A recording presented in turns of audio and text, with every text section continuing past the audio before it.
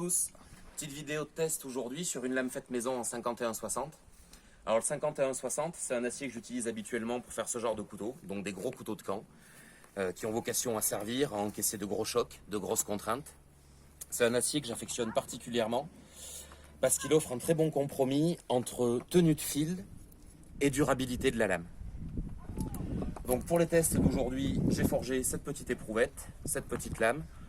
Finitions ne sont pas particulièrement soignées, c'est pas la forme idéale pour un couteau de camp, mais elle a vocation à être cassée de toute façon. Donc c'est une trempe intégrale avec un revenu sélectif. Donc le tranchant est à 59 HRC, le dos de la lame est adouci jusqu'à 51-52 HRC. Et on va voir un peu comment ça résiste aux contraintes et à l'utilisation. Bon, pour commencer, histoire de bien voir que c'est pas un burin, c'est pas la forme idéale ni la taille idéale pour faire ça, mais voilà, c'est un couteau avec lequel on peut vraiment lever du copeau, il n'y a aucun souci, ça coupe bien. Quelques petites coupes à la volée, c'est un vieux piquet d'acacia bien sec, généralement c'est bien tenace.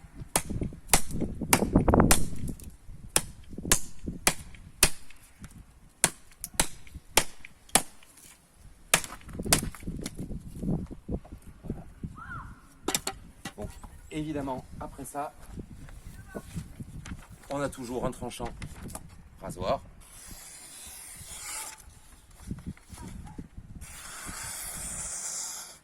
Il n'y a pas de problème.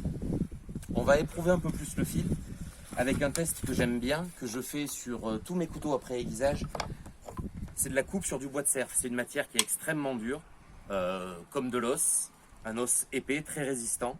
Et ça permet de s'assurer de la qualité des traitements thermiques, de voir qu'on a un fil qui tient bien, ou pas. Les lunettes, parce que ça vole quand même pas mal.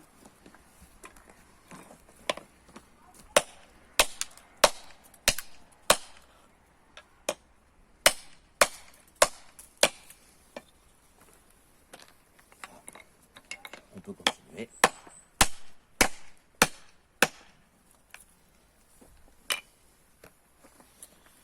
Donc le bois de cerf et en principe un tranchant qui a vraiment pas dû bouger. Ça accroche un petit peu, mais rien de trop méchant.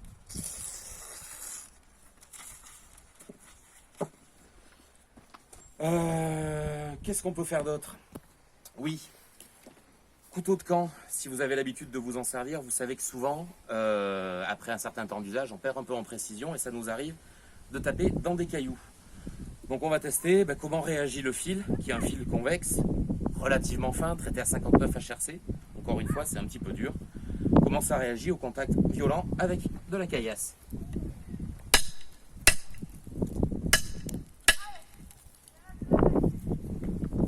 Voilà, on y va quand même de gaieté de cœur.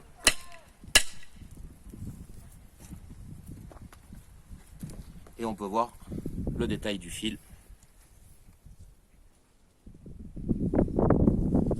Il y a quelques petits impacts sur le tranchant, mais rien qui soit difficile à rattraper, même sur le terrain avec une petite pierre. Voilà, il n'y a pas de déformation, il n'y a pas d'enfoncement. C'est juste un petit peu le fil qui s'est écrasé. Un autre petit test du même type, c'est le clou de 3 mm. Hop là, il se fait la malle. C'est quelque chose qu'on peut facilement rencontrer planté dans le bois. Donc c'est quelque chose que je fais aussi assez régulièrement.